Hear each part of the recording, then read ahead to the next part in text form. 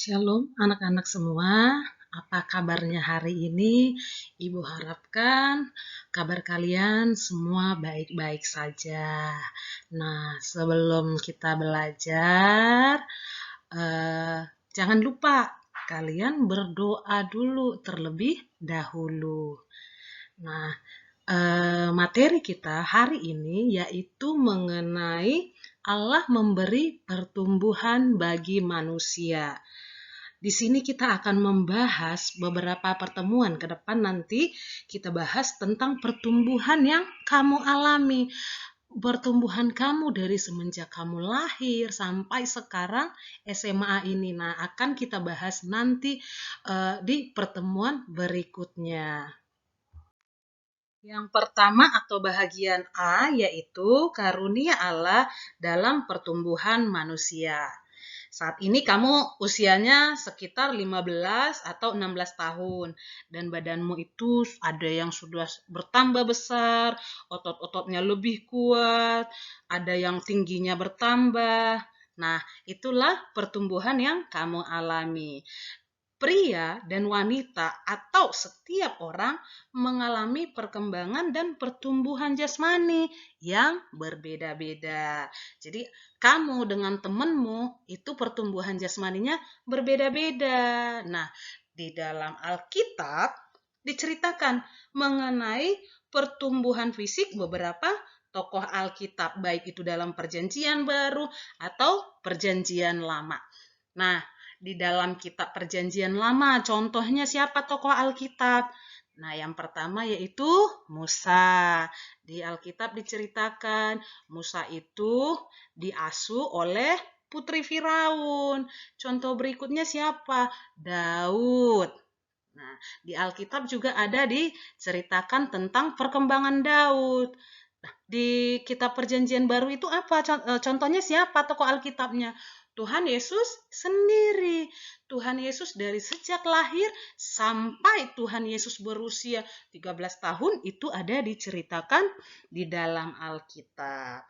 Nah, seiring dengan pertumbuhan fisik, setiap orang mengalami perkembangan kemampuan, baik secara fisik, moral, maupun intelektual dan emosi.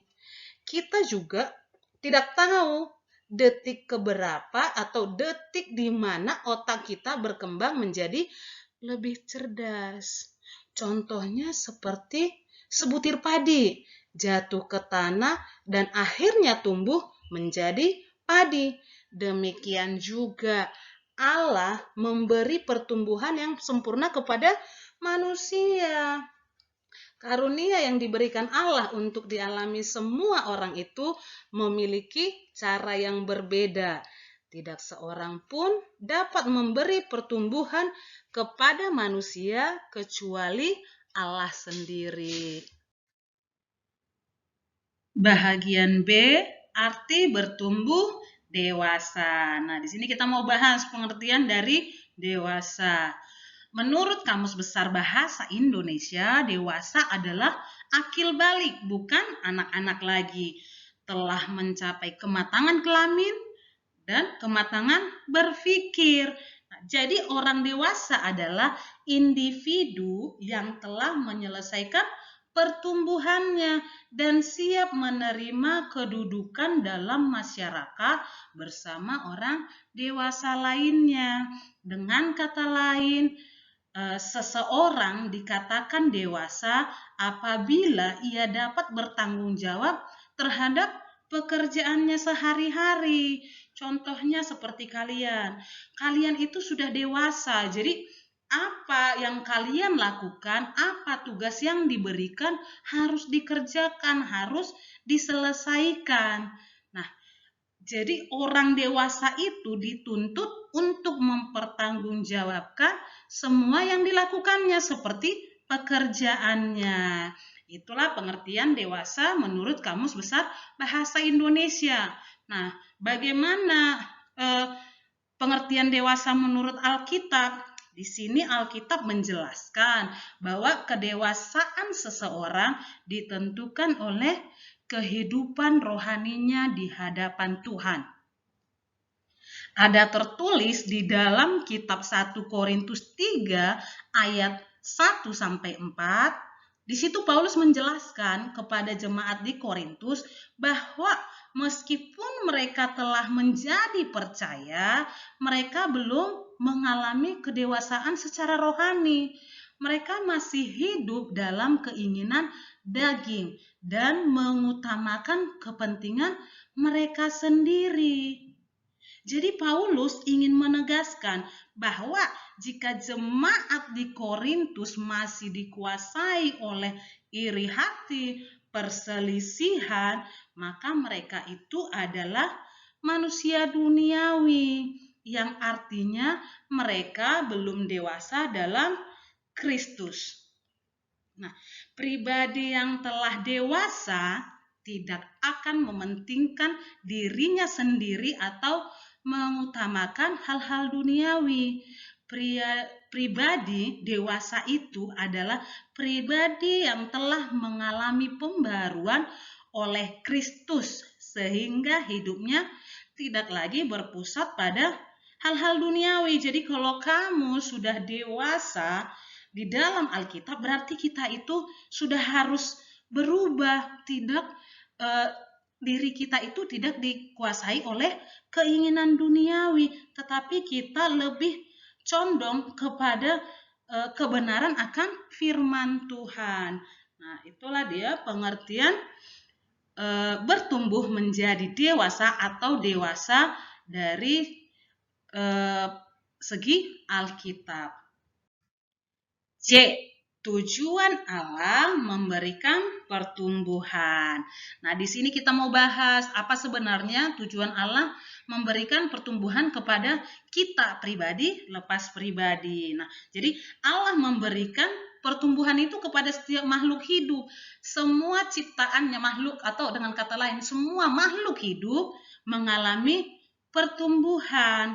Nah, di sini yang jadi pertanyaan adalah mengapa Allah memberikan pertumbuhan kepada manusia?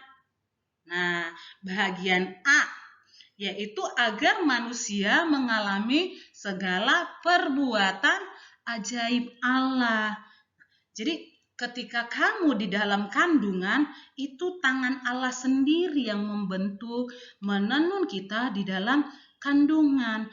Ia menyusun saraf, bahkan tubuh manusia, tata letak anggota tubuh kita itu pada tempat yang tepat. Contohnya seperti mata, letaknya itu ada di depan wajah, hidung, mulut, itu semua Allah letakkan itu tepat pada tempatnya. Bahkan contohnya anak yang lahir kembar sekalipun itu tidak ada yang sama persisnya, dibuat atau diciptakan oleh Allah.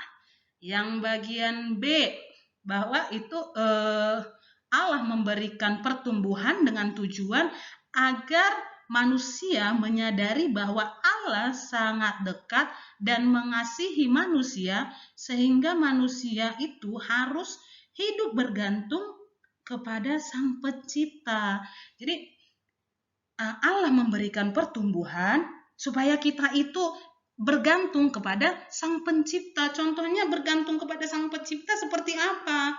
Untuk setiap pertumbuhan kita serahkan ke dalam tangan Tuhan. Nah, kita menjaga apa yang Tuhan berikan kepada kita. Contohnya tubuh kita mengalami perkembangan. Kalian sekarang masa dewasa awal. Nah, otomatis secara fisik kalian mengalami pertumbuhan. Nah, jadi di sini Tuhan mau kita itu dekat dan mengasihi sesama manusia. Nah, jadi dengan pertumbuhan kita itu, kita harus bergantung kepada Tuhan atau Allah yang menciptakan kita. Nah, untuk yang bahagian C, agar manusia memiliki harkat, martabat mulia lebih tinggi dari makhluk lain. Tujuan Allah memberikan pertumbuhan kepada kita, yaitu agar kita memiliki harkat dan martabat. Kita adalah manusia, ini adalah mahkota ciptaan Allah. Kalau namanya mahkota otomatis itu posisinya di atas kepala. Berarti kita memiliki martabat yang lebih mulia dibandingkan ciptaannya yang lain. Nah, itulah tujuan Allah memberikan pertumbuhan kepada kita. Nah, yang bahagian D, agar manusia setiap hari bertumbuh mengenal penciptanya melalui pengalaman hidupnya. Jadi di sini ingin dijelaskan pertumbuhan yang kita alami atau pengalaman kita tentang pertumbuhan kita ini, baik itu secara fisik, intelektual, emosi, sosial. Nah, itu semuanya, pengalaman semuanya itu agar kita semakin mengenal Allah itu sang pencipta. Kita semakin mengenal pencipta kita itu siapa. Nah, itulah tujuan Allah memberikan pertumbuhan. Oke, demikianlah materi kita mengenai Allah memberi pertumbuhan bagi manusia. Nah, di sini Bu Melva mau kasih tugas buat kalian. Tugasnya gampang, kalian hanya mengumpulkan foto-foto kalian dari kalian balita. Tapi kalau tidak ada yang dari balita, ketika kamu TK atau SD, itu juga tidak apa-apa. Nah, di situ nanti tugasnya kamu mengerjakan bagaimana proses kamu ketika di dalam kandungan, kamu bisa bertanya ke orang tuamu. Nah, bagaimana kamu terlihat bertambah tinggi dan besar? Nanti jadi di setiap foto itu kamu ceritakan fasenya seperti apa, pengalaman yang kamu alami itu bagaimana. Oke, cukup sekian dari Ibu. Sampai bertemu di pertemuan berikutnya. Terima kasih buat waktunya. Tuhan Yesus memberkati.